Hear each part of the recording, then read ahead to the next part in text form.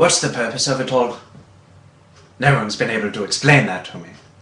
You see, if there is a God, then he was drunk at my conception. Just like my father. Drunk too for most of his eternity.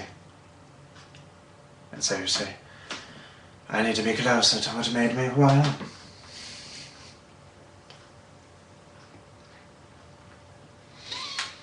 There's a lot you don't know about me. Even more I don't know about myself. Do you remember when you were a kid? With the evening sun at your back and the rest of time before you. And from your feet sprouts forth this colossal shadow of yourself. Well, one day my shadow just cut loose and bounded across an ocean and a continent. And left that little kid, a boy without a shadow. Yes, if he wanted to follow me, little Jenks would have to change his name, give up the language of his birth, trade in his father, and hide behind a mask. Take on 1,000 parts within the labyrinth of words. Lose himself, to find himself. In his tribute to one of the greatest Welsh actors of all time, Mark Jenkins explores Richard Burton's life, lust, loss, and love, all while trying to find what truly makes us human. Playing Burton by Mark Jenkins. My first party at a swank house in the Bel Air district of Los Angeles. Sunbathing by the pool, Kirk Douglas and Hedy Lamarr, drinking highballs, iced beer. Now, across the pool is this girl. She's reading a book, and she lowers it, takes off her sunglasses, and looks at me with such coolness. A new ice cube forms in my scotch and soda. And she is so extraordinarily beautiful. I nearly laugh out loud, and she takes a few sips of beer and goes back to reading. And she's totally ignoring me, not interested in talking. Not yet. I'm married, or hadn't you noticed? Her name's Sybil, and I love her. She's like a mother to me. But for some reason I can't stay away from other women. Yes, I have steered my way through galaxies of stars and starlets. But my question is, why do I do it? Now you say, there are these people called psychologists, and they say, well, no, you know what, psychologists complicate life. Maybe somebody with an inferiority complex is just plainly inferior. Nothing complex about it. Or we have to believe in free will. We have no choice. I wonder what she'll be like. That vision from the poolside in Bel Air. Jack, listen, I know you're in charge of publicity, but this is ridiculous. My fault. Look, I know we're shooting a movie. Look, how about you just wind up Cleopatra and bring the whole camera crew into my bedroom? Much cheaper and much more authentic. Well, you spent $3 million already, and art hasn't caught up with life yet. Elizabeth and I are way ahead of you.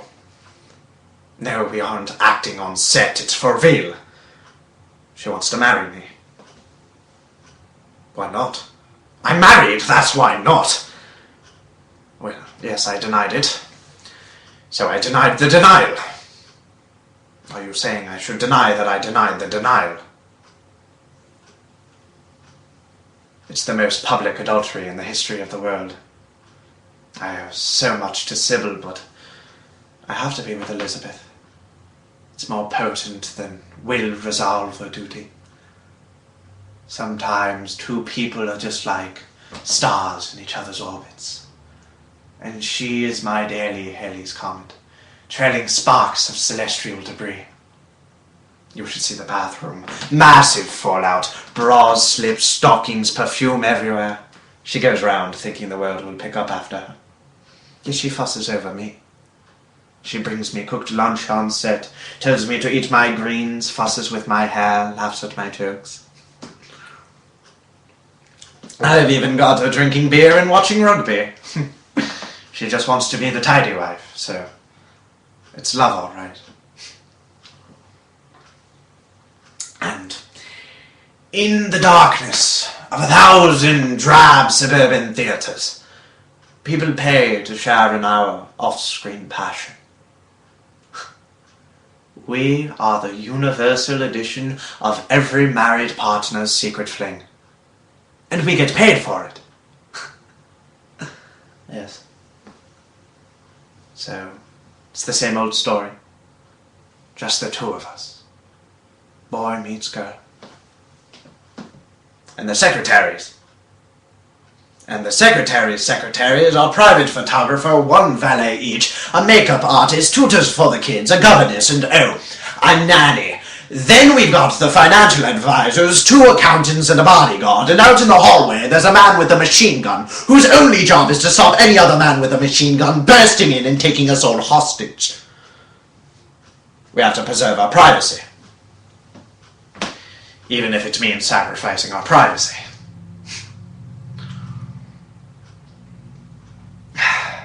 You know, I wish I could just walk to some bar across the street and have myself a beer and a chat.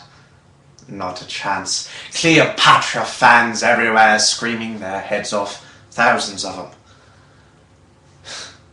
We have to be spirited out of side doors and fire escapes, into laundry vans and police wagons.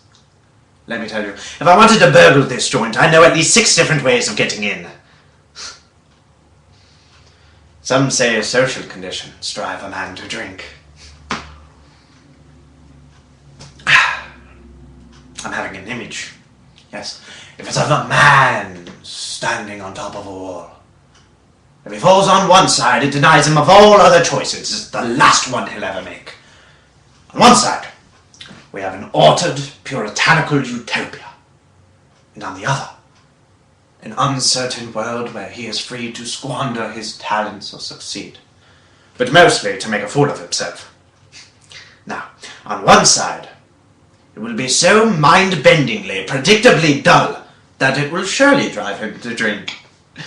But in the wild excitement of the other, he'll freely choose to drink himself to death. So, let's drink to the superfluous, to the useless.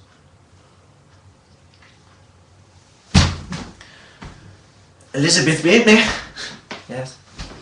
Slipping in the world's rankings. It's Elizabeth they pay to see. Always raking in better earnings than I do. So where the hell is everybody? I need an audience. Every day it gets harder and harder. Last night Elizabeth beat me with an entire service plate. She cracked dinner plates over my head too. Was it something I said? Elizabeth, darling. Oh, it's so hard to say this, but while you were out filming your last movie, I got a telegram. Yes. It was for us.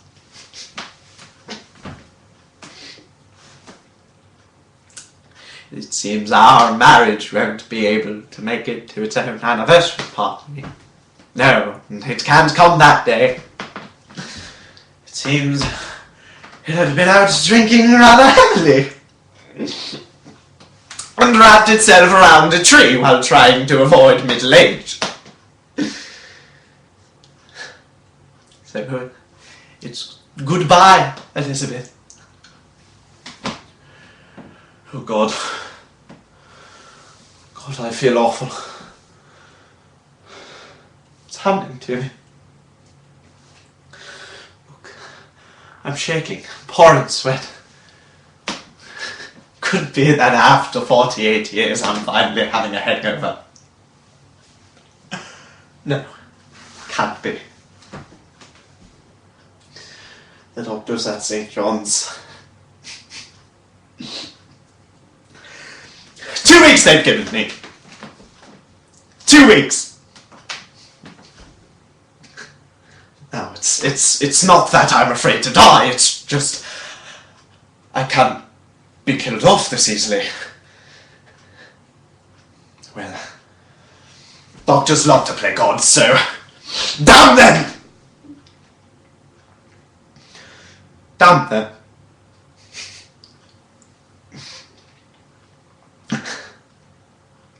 Yes. Just as I'm finally ready to come to terms with it all. Just as I'm finally able to take possession of the essential core of my being. I'm in the presence of another. A stranger. Yes.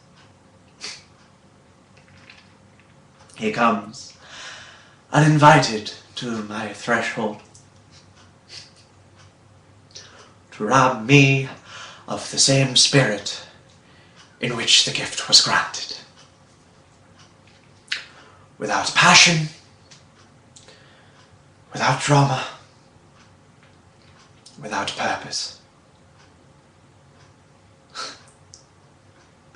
His sense of timing is sublime, artless.